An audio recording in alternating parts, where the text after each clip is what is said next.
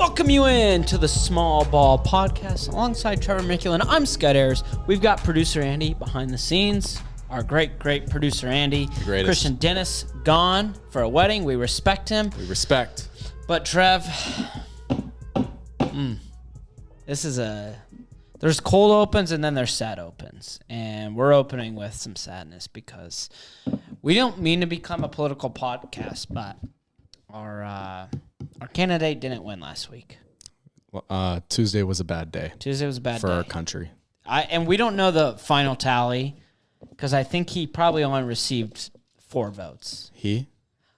Oh, yeah. Sam Presti. Oh, we're not talking No. Kamala. No, we're talking Sam Presti. We're talking about Sam Presti. That's Presti. right. Sam Presti. We made an urge to our fans. We did last Vote week. Sam Presti. Save the NBA. Yeah. Get him out of the NBA. And Missed opportunity for fans across the nation. I thought we were trying to unite people, and yet there's Right. now more division because of this. Right. It's like the Thunder, that they're going to be great forever unless we can get this guy out of the office. OKC office and into the Oval office. Thank you. Yeah. So no, Sam Presti Still GM of the Thunder. still GM. He might have gotten more than 4 votes. Maybe. I know we voted him. I know this podcast was big Sam Presti votes. But yeah, no, so he doesn't win president. But on the flippin', personally, selfishly, I had a great turn of events. Tell me. Because I don't know if you know this. The Denver Nuggets, they started 0-2. 0-2. That guy at Yahoo's tweeting about him. A lot of the big media is saying this team probably cooked. They made a lot of wrong signings. They shouldn't let KCP go. Well, guess what? The Denver Nuggets just finished this homestand, go 5-0. Nikola Jokic was just named player of the week. And Trevor, he didn't only just have a great week. He is currently on a pace right now where it might be a top 5 season of all time based on how he's playing basketball. Wow. He averaged a triple-double not only this week, but to start the season. Let me just rattle off his last 4 games. This is what Jokic did last 4 in the homestand. 28 points, 14 rebounds, 13 assists. 23 points, 20 rebounds, 16 assists. 30 points, 11 rebounds, 14 assists. 37 points, 18 rebounds, 15 assists. The only 2 games this year he hasn't had triple-double, he's scored 40 or more points. That's insane. Those are numbers that I don't even know if I could reach genuinely. If I played on a freshman high school basketball team, I don't think I could hit those numbers. I know. And Jokic is doing that against NBA the best talent. players in the world. Yeah, incredible. In his most recent game against the Mavs, it was him versus Kyrie. Kyrie, who was unbelievable. I think he missed 4 shots. He had like 44 or 46.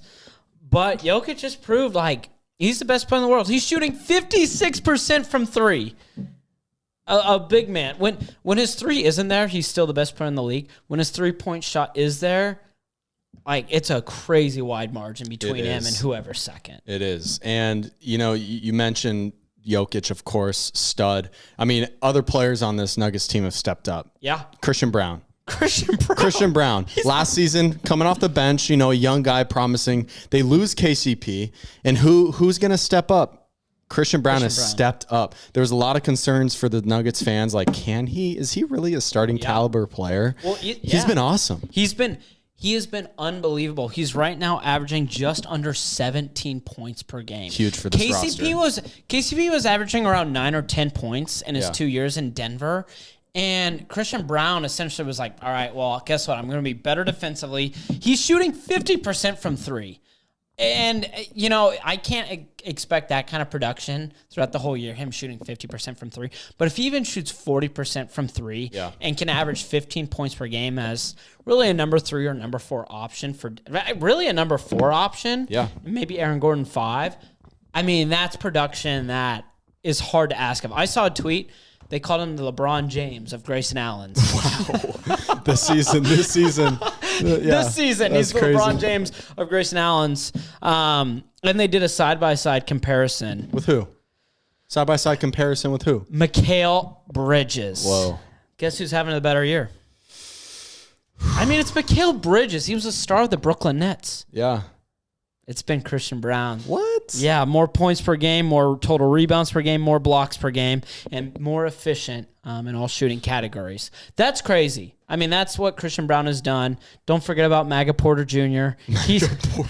I don't know what happened. The election happened. Is that what they're calling him? That's what they're calling. The election happened, and all of a sudden, MPJ... He's happy. He's gone on demon time. He's happy. He's been incredible. That's crazy. Yeah, he's been amazing.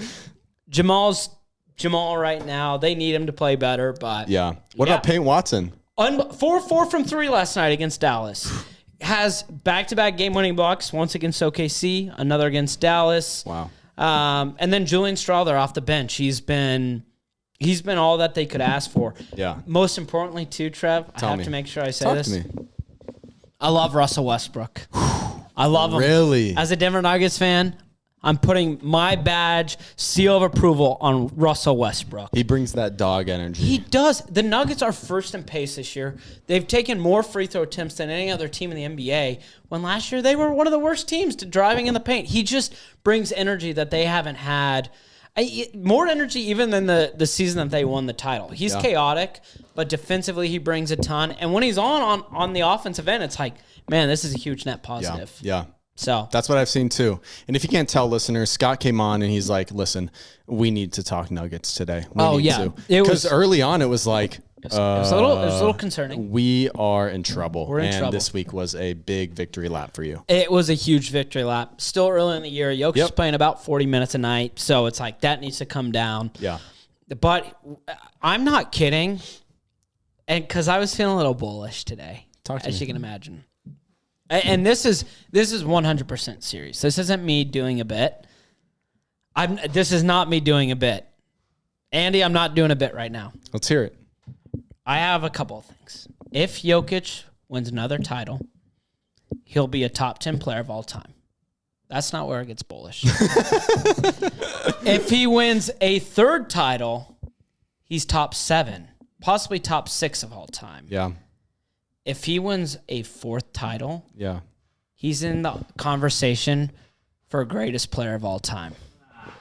Wow. Greatest player. His peak, go peak for peak with any player. Obviously, Wilt Chamberlain's stats are crazy. He played against plumbers. Peak for peak, it could be the greatest peak of all time. And the only thing that he needs now are titles. Everything else, if you compared his stats with LeBron James' peak, I think you'd be surprised at how they compare. The difference is LeBron James had Dwayne Wade. He had Chris Bosh. Nikola Jokic has Jamal Murray and Michael Porter Jr. Right. So it's bullish. It is bullish, and it's really early because how many titles does he have? He only has one, and that's what. Well, that's we're talking why about I'm him saying, getting 3 more. That's why it's unlikely. It's bullish, but if he gets to 4, which is unlikely, and that's part of the take, I recognize, super unlikely, because this NBA is way more competitive than what Michael Jordan played in. If he can get to 4, If he can get to 3, I'm for sure. I'm having that conversation. And again, I'm not saying it's gonna happen. I'm just saying don't let it happen, or else Scott's coming. Hot take is on the way. I'm on the way, but I don't think it's crazy because he has the stats, he has the MVPs. The one thing he is missing to be in that air of top 5 are championships. Yeah. And they're gonna have to get creative of how they build around him.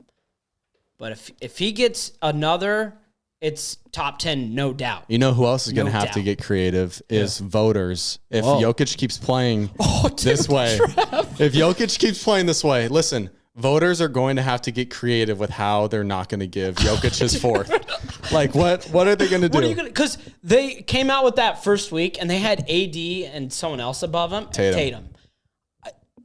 How do you put it above a guy who's 4th in points, 1st in assists, 1st in rebounds? Yeah. And his true shooting's like. And his team went undefeated that week. Undefeated. Yeah, I don't know what they're gonna do. I think it's just gonna ultimately come down to like team success, and they'll throw it at Tatum. Yeah, they will. If it's between Tatum and Jokic, I don't care. I just think the voters are they can't give him 4 because then it's like, this person had 4 and this person he'll have the same as LeBron and MJ. Right, and they're like they don't want to put him on that level. But if he averages right now it's 35, like 15 and 11. Yeah. If he averages 30, 15, 11 Yeah. over the course of a season, it's over. It's over. Like, there's no chance anyone else can win it. That voter fatigue's real, though. It's real, though. They're going to have to get creative. They'll have to because he's coming. He's coming, baby. Because usually he starts slow. Yeah. I know it's going really long. We'll move really quick. Yeah. He usually starts slow where it's like, I'm going to take 2 shots. I'm going to just pass, and that's it. It's like, no, he had 20 shots last night against the Mavs. Right. In a win. Yeah. The voters have to think now, because if they're not thinking now and it's February and he's still doing this, they're screwed. Right. They're going to have to vote for him. Yeah. Which for me, I love. You love it. I love it. Jokic, man. I'm not kidding, Trevor. I love him. Like a family member? Like he's either my brother or my father. He's on like that level of love? Of that level of love. Are you being serious? I love him that much. Are you being serious? I'm completely serious. I love him. Like on the same level as your father? Robin? If I came home for Christmas and it's my dad, Rob, and Nikola Jokic, it's like the dog is looking both ways. Hey, which I don't know who I go to. That's how much I love him. That's awesome. That's awesome. He's changed my life. Yeah. Like Nuggets basketball, once he retires, is going to be the most pathetic place on earth. He's changed your life. He's changed my life. Yeah. For the better, and he doesn't even know me. Oh my gosh. He's just a guy who loves his horses, and I love him. That's awesome, dude. Yeah. So that's amazing. I don't even know how we segue from my love of Jokic. I'll segue it for us. Can you segue us? Scott, you need to, while you can, ride the high of Jokic being on your basketball team. You need to ride it. It's a roller coaster right now. You know who else needs to ride their high? Who? The Cleveland Cavaliers. Woo! Woo! They're hot. They're hot, man. And it doesn't look like anyone can stop them. No. Kenny Atkinson took over. And I think Christian mentioned, like, he wanted to show that he was going to fix the Cavs. Yeah. It's worked. They're 11-0. That game against Golden State last week was a boat race. It wasn't close. It was talked about like, oh, this is the first meaningful game between these two teams. Well, the Warriors came into the game with 1 loss. Yeah. Steph's back. It's like, Buddy all Hield's right, Buddy Hield's all been of a sudden insane. amazing. Yeah, and so it looked like it was going to be a tight matchup. I mean, it was wasn't. a 30-point game by halftime. Yeah, and it was early. I mean, the Cavs were not missing the whole game. And you know who's – and I've talked about on the show about – I've been critical of the 2-guard lineup. Do you know who's been amazing? Yeah. Darius Garland. He's been awesome. He deserves his praise. And I need to sing it the loudest because I've been a big critic of that 2-guard lineup. Yeah, honestly, Darius Garland this season has been – I mean, I haven't watched much Cavs in previous years, but this year, because of how good they've been, I've watched some Darius Garland. That dude's crafty, bro. He's fun. The moves he's making, faking out dudes as he's coming into the lane, faking passes, then lobbing it or finishing with a nice touch at the rim. He's nice. Here's the thing with Cleveland. Even if they slow down, the worst I see them finishing is second in the East, because the East, and respect to producer Andy, who's a fan of the Cavs, the East is a pathetic conference. It's pathetic. It is 2 good teams. Right. Celtics are great. And just 10 teams who play at the local YMCA. Yeah. It's unbelievable. Yeah. And I'm looking at the Cavs' upcoming schedule. They've got the Bulls tonight. So we're recording this. So you're going to see if they beat the Bulls or not. The Sixers, the Bulls again, the Hornets, and then the Celtics for the NBA Cup. That's okay. They could ultimately start 14-0 going into that matchup with the Celtics. That'd be insane. Would be insane. I mean, I reading those teams, I would expect them to show up 14-0. Yeah. But it's the NBA, anything can happen. But you bring up the Celtics. My question is, like, you know, we can get excited about a team starting the season 14-0. We could, you know, convince ourselves, oh, this is a great team. Is anyone really going to beat Boston? I don't know. I think the only teams that can beat Boston in a 7-game series are in the West. I agree. They're just crafted so well. It almost, and this is more talent. That Hawks team was really talented that got swept by LeBron's Cavs. That's kind of what this feels like. And that's not a disrespect to this Cavs team because they're really good. I just think that Boston team, I know they've lost 2 games. They're 9-2. I'm talking like it's college football and they lost 2 games. They're 9-2. Right. That Boston team is. They just feel like they're destined to face someone new in the NBA Finals. And they're doing this without Porzingis. Yeah. Right? Yeah, Boston looks unstoppable. When they're on, you're not going to get 4 games where they're not on. Right. And Jaylen Brown's been hurt too. Yeah, Jaylen Brown's been in and out. So, and Tatum also rolled his ankle on that flagrant foul from Giannis. So he may be questionable the next couple games, but he might. He finished the game and didn't sit. This what were you is going to say? Slightly off topic. Yeah. Is there a conversation to be had about Giannis? Because I watched a reel on Twitter, which is a source for a lot of good news. Yeah. He's kind of the culprit of causing some of those flagrant injuries. Of maybe that foot just ends underneath that 3-point shooter. Ooh. Are we starting something on small ball? Is he Zaza? Is he the next Zaza? Is Giannis the next Zaza? Causing injuries? Yeah, I think he is. I don't know, Scott. Giannis, no. He does the dad jokes. No, he bought those chicken nuggets when the 50-piece chicken nuggets. Yeah, he helps his brother get on his team's roster. Okay, no, he got a coach fired when they were second in the East, and then they hired Doc Rivers, and now they're the worst team in the league. Yeah, we love Giannis. Yeah, we love Giannis. Yeah, no, that wouldn't be our Giannis. No, not Giannis. But anyways, back to the Cavs. They're the second best team in the East. With the best record in the NBA, but that doesn't sound crazy because of how good Boston is. I think sky's the limit. Who knows in a 7-game series against Boston, but I would give the Celtics the edge. Right. Let's head to the West. Let's head to the West. Let's head to a team who was undefeated until last week because my Denver Nuggets beat them. The Oklahoma City Thunder. We're not necessarily talking about their record. We're talking about their player, Chet Holmgren. Out. Could be out up to 10 weeks, Trav, which is kind of a big blow because we haven't seen them at full strength. Hardenstein's been out. Yeah. Holmgren's been out, is now out. And even Jalen Williams, who's the third-string guy, he's been out. Yeah. So how does this affect OKC in a West that just feels like it keeps winning? You know, for Oklahoma City, this injury, honestly, I'm not too mad at it because it gives them a chance to, you know, for guys like, you know, we talk about Ousmane Dieng. Ooh. Deep pull there, but he's played about like 10 to 15 minutes a night for them.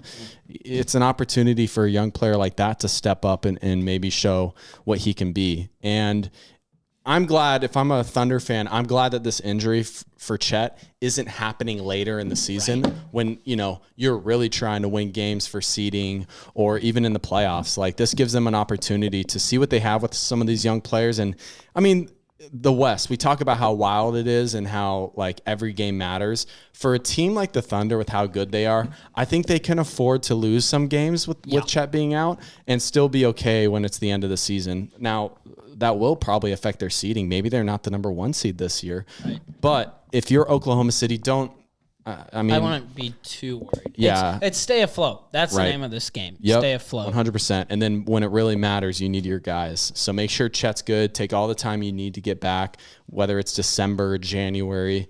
And because Chet has been awesome this year. He's been so good. He's been huge offensively, defensively. He's living up to the hype that he had coming out of Gonzaga. Yeah, and I feel like he's even exceeded it. I agree. That's how, because I was even in that camp of, I wasn't sure. I thought he wasn't going to hold up super well. I think I went in with the vision, he's shorter than Bobo, but that Bobo of like, oh, he's this freak, blah, blah, blah, blah, blah. No, he's so much better. He's legit. And I obviously wasn't like, this is a Bobo 2.0, but I was just like, I don't know if this lanky guy can hold up. Yeah. Oh, he's held up. He's held up. He's been great. But yeah, like you said, good chance to kind of get a feeling for, hey, what is this team made of? We're missing one of our star players. You have an MVP candidate in SGA, you should be able to stay afloat. Definitely. And it also allows for some of the guys that haven't been able to find their spot in the rotation, like an Alex Caruso we talked about last week. He hasn't really found his footing in Oklahoma City yet. And maybe with Chet being gone, there's less touches, or there's going to be more touches available for him. I just, we've talked about Lou Dort before. Yeah. I mean, this guy is a guy who, if there's open touches, he's going to soak them up. He can't help it. He's like, what is he like? He's just like I don't even know. He's like a, yeah. How would we describe it? He's like just a big chihuahua. He's like a big chihuahua, and he sees like a pile of peanut butter. If there's touches available. And guess what? The pit bulls are gone. They're out for a walk. That's right. Yeah, Chet's injured. Pit bulls are gone. They're out. No one's gonna stop him from Chihuahua getting time. 15 shots. Yeah. I guarantee he exceeds 15 field goal attempts next game. And it's like, hey, this chihuahua does not need this peanut butter. These peanut butter could be used for so many different things. Let Alex get some of that. But Let Jalen Williams. Please. Yeah. Even just let our purebred SGA take more. Yeah. But instead, the chihuahua has somehow taken more of its loot, bro. The loot. Listen, on defense, he's awesome. I hate watching him on offense. I hate it. Yeah. I don't think OKC's a great team. Right. And I totally get why people would like watching them because they're fun. Cool uniforms. I think I dislike watching the Thunder. More importantly, is this the main reason? I hate watching SGA play basketball. Oh, it's SGA. Okay. SGA. Not peanut butter Dort.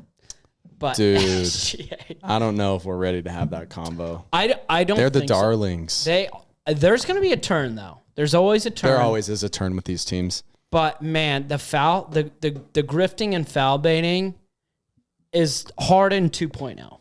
I'll just leave it at that. Yeah, I don't know if I want to quite get into that fine. yet. Yeah. But SGA. But we can talk politics. It's frustrating at moments. Yeah, but back to Sam Presti. Yeah, back to this election. No. Yeah. It's interesting though. It is. But the West is interesting. Yeah.